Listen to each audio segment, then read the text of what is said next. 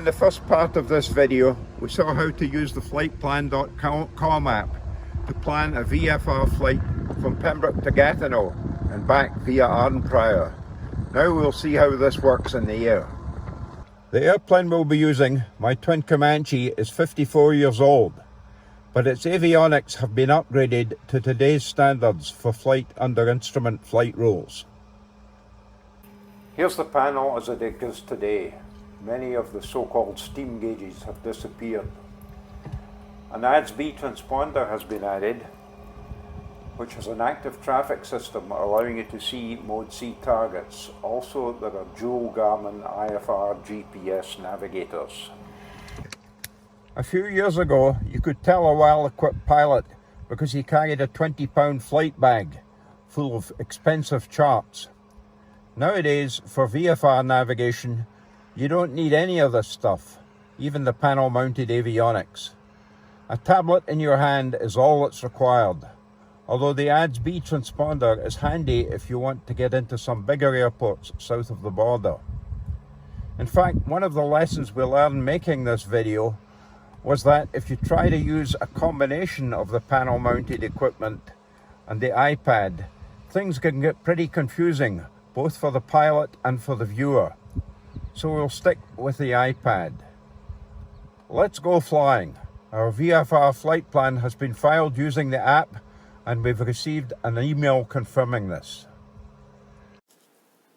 When we first get in the airplane, we have to connect the iPad to its source of ship's power. On my airplane, there are a couple of USB ports built into the clock on the instrument panel, and I simply plug the USB in there and we're good to go. In my case, the source of GPS position information for my iPad is my Lynx transponder, so we have to make sure the flightplan.com app is connected to the Lynx. First we go to the iPad settings menu, touch Wi-Fi, and tell it to connect to the Lynx 5631 network. You only have to do this once. In the future, the iPad will recognize the network and connect to it automatically. With the avionics fired up, I'll touch external. Make sure Lynx 43211 is selected, and then watch for the orange dot to turn green. And now the iPad is receiving GPS information from the Lynx. I switch back to the map and confirm that the ownership symbol is showing in its correct position on the chart. Uniform Charlie Hotel going to position 35 at Pembroke. We're in position on the runway. Ownership's pointing in the right direction. We'll go ahead and take off. Pembroke traffic, Uniform Charlie Hotel rolling 35. It will be a right turn at 1,000 feet. There's 1,000 feet, so we'll start our right turn 90 degrees. Pembroke traffic, Uniform Charlie Hotel, airborne 35. We're going to right turn for Gatineau, climbing to 5.5. I'll stay on this heading until we're out at 2,100 feet and then call leaving the airport traffic area. Now here's something I learned making this video. Turn towards your next waypoint, and when you're pointing at it, update the flight plan to present position direct. If you don't do the turn first, especially on a fairly acute intercept like this, you'll be off course, not just by the radius of the turn, but by the distance you fly while you update the flight plan, and the viewers won't be impressed. Pembroke traffic, Uniform Charlie Hotel's about 3 miles northeast of the field, out of 2,100 feet. We're turning right for Gatineau and leaving the airport traffic area. Note that I didn't say leaving the zone. Some pilots say this, but there is no zone at Pembroke.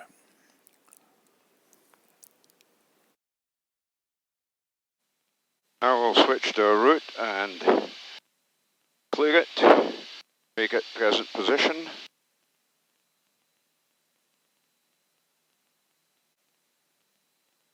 ND /270/8 done. And there we are, right on track. And we'll switch to London Radio. London Radio, Charlie Fox, Uniform Charlie Hotel 251. Station calling London Radio, say again?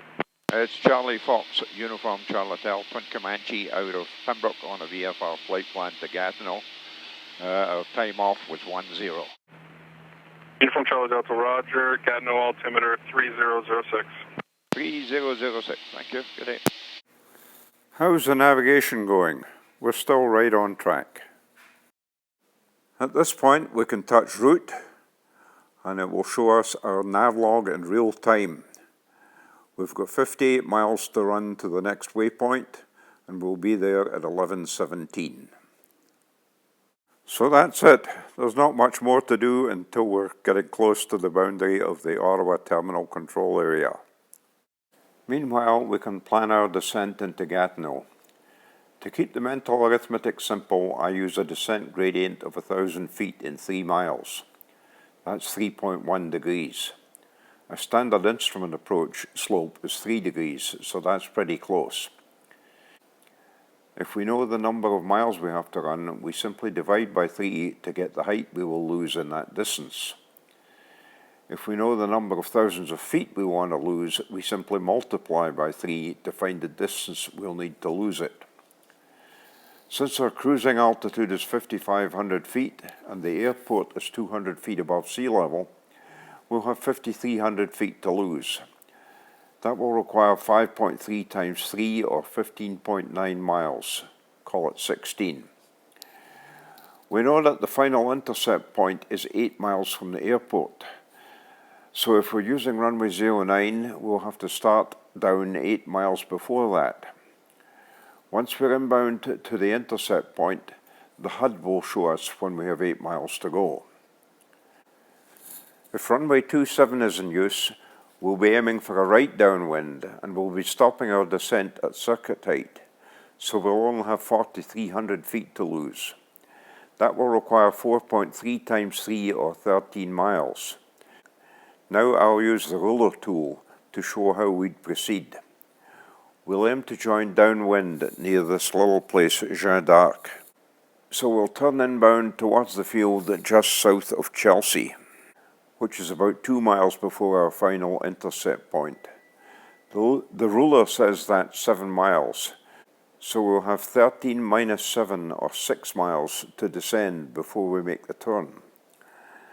Since that turn point is 2 miles before our final approach point, we want to start down when we're 8 miles back, the same as we did for runway 09. Our initial call to terminal should be made before we enter the terminal control area. Looking at the terminal area chart, that might be over Lac La Pêche. Is that the location we'll give to terminal? He probably doesn't have Lac La Pêche on his radar screen, but for sure he has the Ottawa VOR. So let's use the ruler tool to find the location of Lac La Pêche relative to the VOR. Here's YOW, and here's Lac La Pêche. So we're about 16 miles out on the 325 radial. That's what we'll tell Ottawa Terminal. Ottawa Terminal is Twin Comanche Foxtrot, Uniform Charlie Hotel. Calling Terminal, you'll have to say that again, please. Yes, it's Charlie Foxtrot, Uniform Charlie Hotel.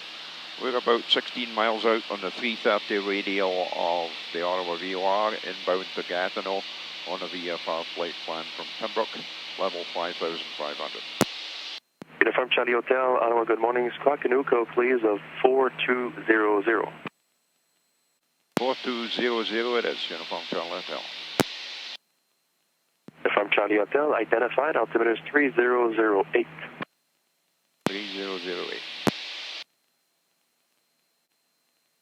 So the HUD's showing 17.8 to run to the turning point and 26 to Gatineau.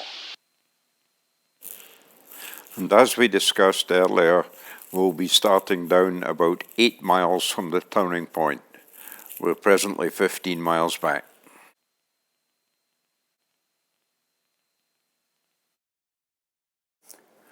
We'll take a Quick look at the Sirius XM weather, and it looks like we're going to be using runway 27 at Gatineau. So we'll be turning towards the field about 2 miles before we get to the turn point. And Terminal Uniform Charlie Hotel's ready to start down for Gatineau. Uniform Charlie Hotel at your discretion on altimeter 3008. Uniform Charlie Hotel. Uniform Charlie Hotel traffic 1 o'clock, 4 miles eastbound, type unknown, 1,300 feet, not confirmed. Heading towards Gatineau, it appears.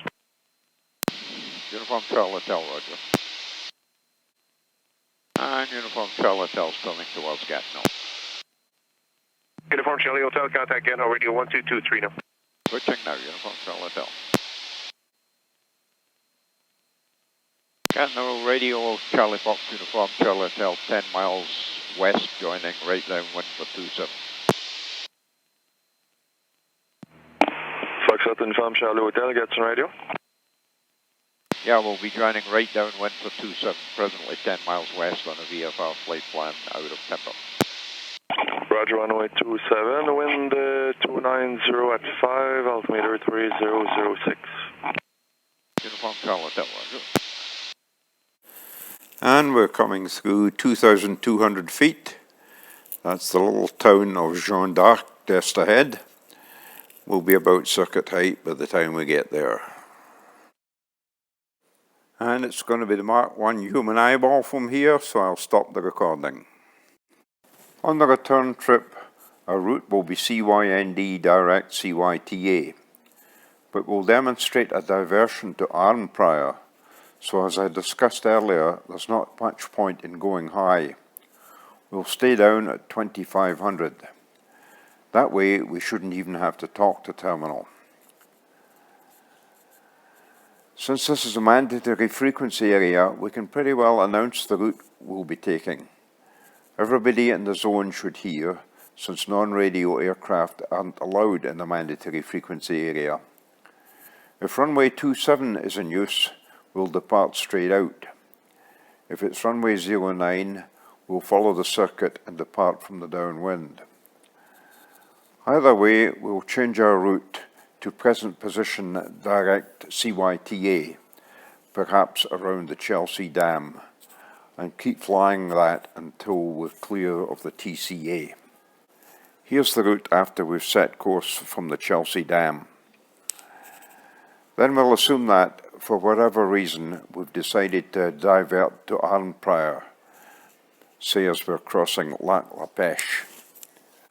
On arrival at Arnprior, we'll either overfly the field and join mid-left downwind for 28, or head for a point on the extended downwind and join straight in for the left downwind on 10. In that case, let's make the joining point the 090 radial at 4 miles and add that waypoint to our route. Put the cursor before CNP3 and enter CNP3/090/4 space. Done. That looks good. So if we have to use runway 10, that's the way we'll go about it. Uniform Charlie Hotel, rolling 27 Gatineau. From Charlie Hotel, roger. Can you maintain runway heading, traffic joining a right downwind Cessna 172? Runway heading, Uniform Charlie Hotel. Sure. Uniform Charlie Hotel, traffic in the downwind is now behind you. You can navigate at your discretion. Uniform Charlie Hotel, roger. Okay, we'll go present position direct to Pembroke.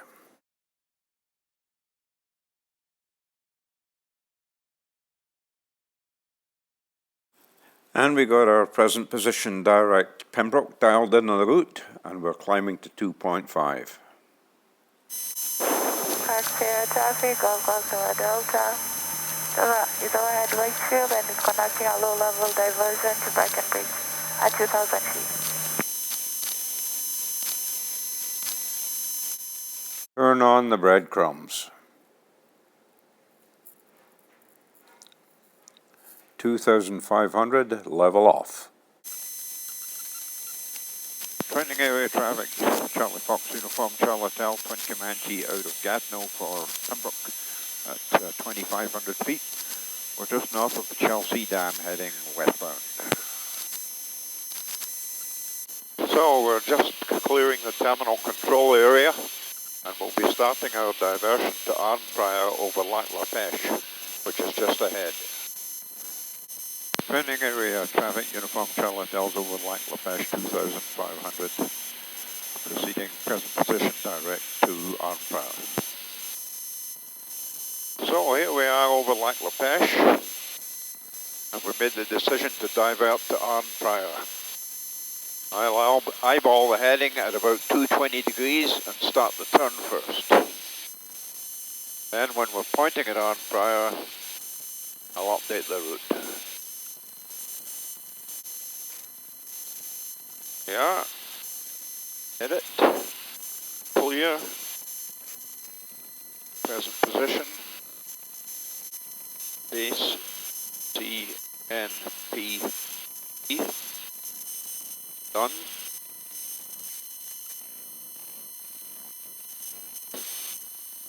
And there's our diversion route. So look at the Canada Flight Supplement. CNPE Arnprior.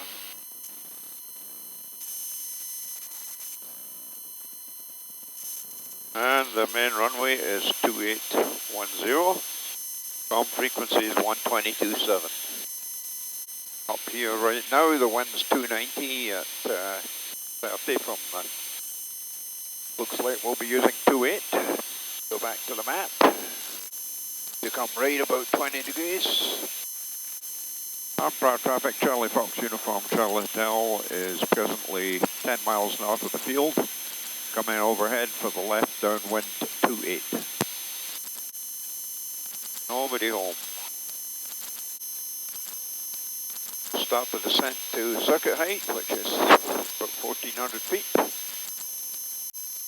And we'll overhead the field. Uniform Charlie Hotel overhead the field at Arnprior, joining mid-left downwind for 28. On the last leg from Arnprior to Pembroke, we'll use the iPhone just to show that it's practical to do so. I'll also demonstrate how to get yourself out of IMC if you happen to get into it.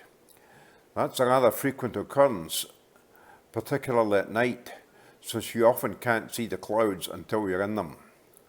Frequently this ends badly. What we need is a plan to get back out of it. If we don't have one, there's a tendency to panic, and when that happens, it's game over.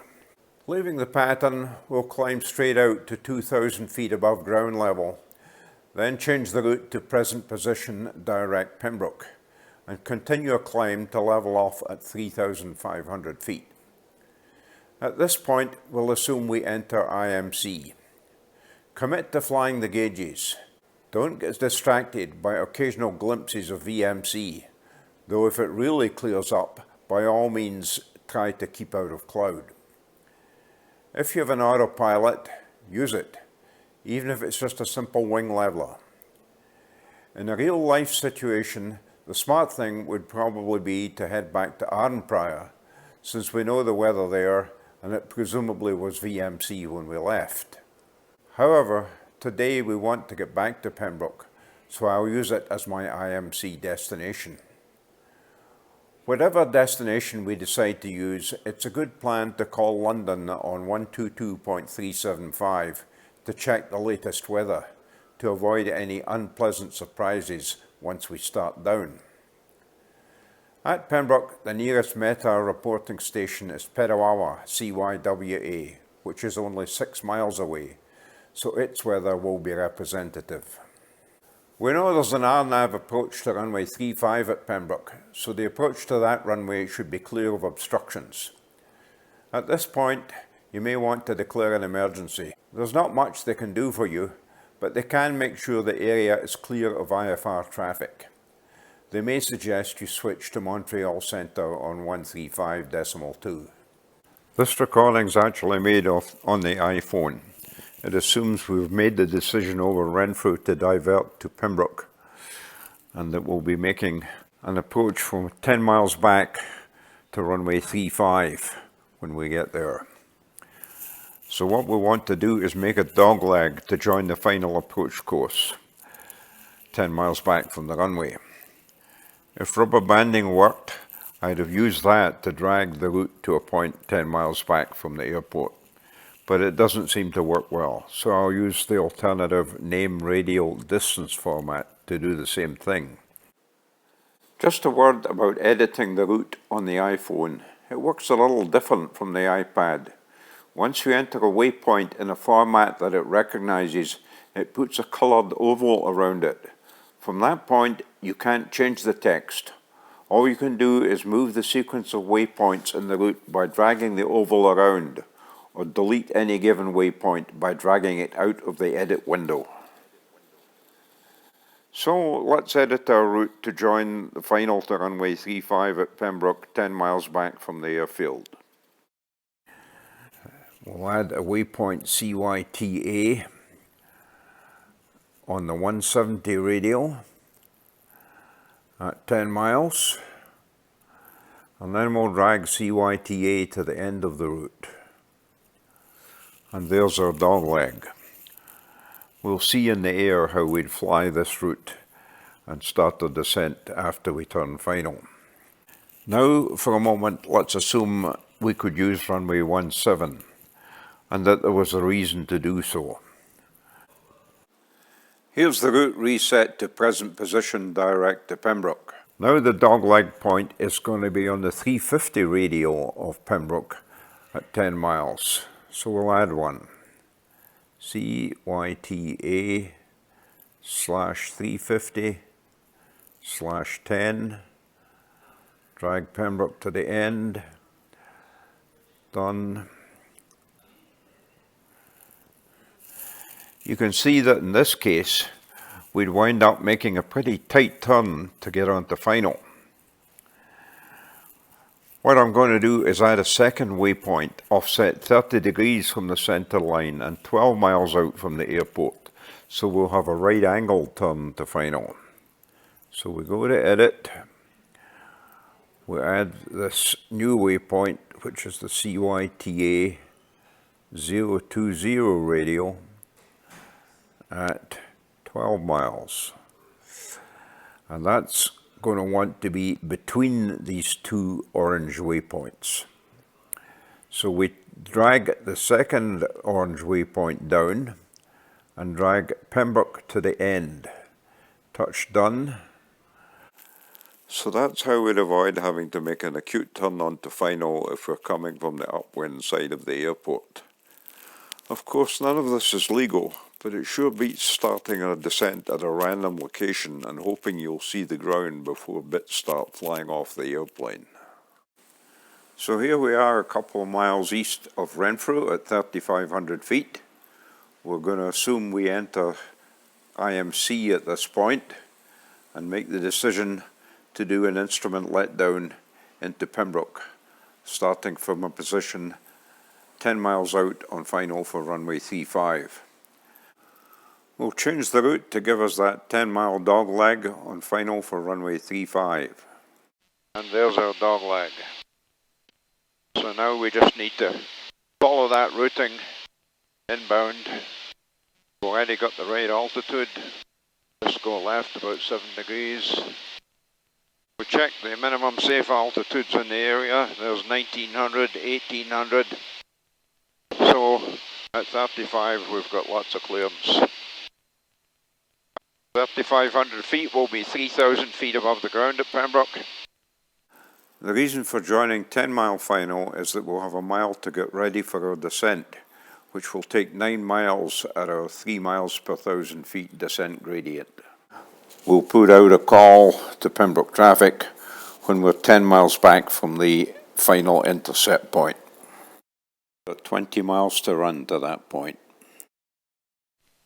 So we've got 10 miles to run to the final intercept point. I'll put out a call to traffic. Pembroke traffic, Uniform Charlie Hotel. We're approximately 20 miles southeast of the field Inbound to join a 10-mile final on 3.5 with a 3,500. Take a quick look at the XM weather for Petawawa. It's showing 308, gusting 17, and an altimeter of 2977. Mile to run to the intercept. There's 0.2 to run to the intercept. We'll turn on to final heading. Showing 9 miles now, so we'll put the gear down. Goose power. Next check comes at 6 miles, 2,500 feet on the meter should be. Slightly low at 6 miles, so I'll add a little bit of power. Uniform Charlie Hotel's on a 6-mile final, 3.5 at Pembroke. Coming up in 3 miles, 1,500 feet. 500 feet to go.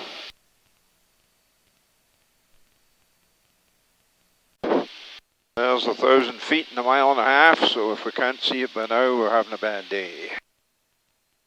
Maybe having this plan will save your bacon someday. Try it. If you like it, you may even consider making all your night VFR arrivals this way. Just before I go, I'd like to put in a plug for a book I published recently on my flying career, which spans over 50 years.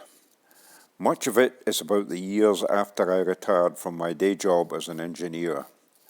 I flew for a company called Air Journey, who specializes in organizing trips for people who have their own airplanes, but lack the experience to fly them to exotic destinations overseas. Amongst other things, I flew the Atlantic 11 times and the Pacific twice. There aren't many small airplane pilots who've flown into Beijing in a single-engined airplane. It's 255 pages, fully illustrated in color. If this sounds like the kind of book you'd enjoy reading, you can check it out on the publisher's website, or I'll send you a signed copy. I hope you've learned something from this video, and that you'll agree that it's need-to-know information in the 21st century. Blue skies and tailwinds.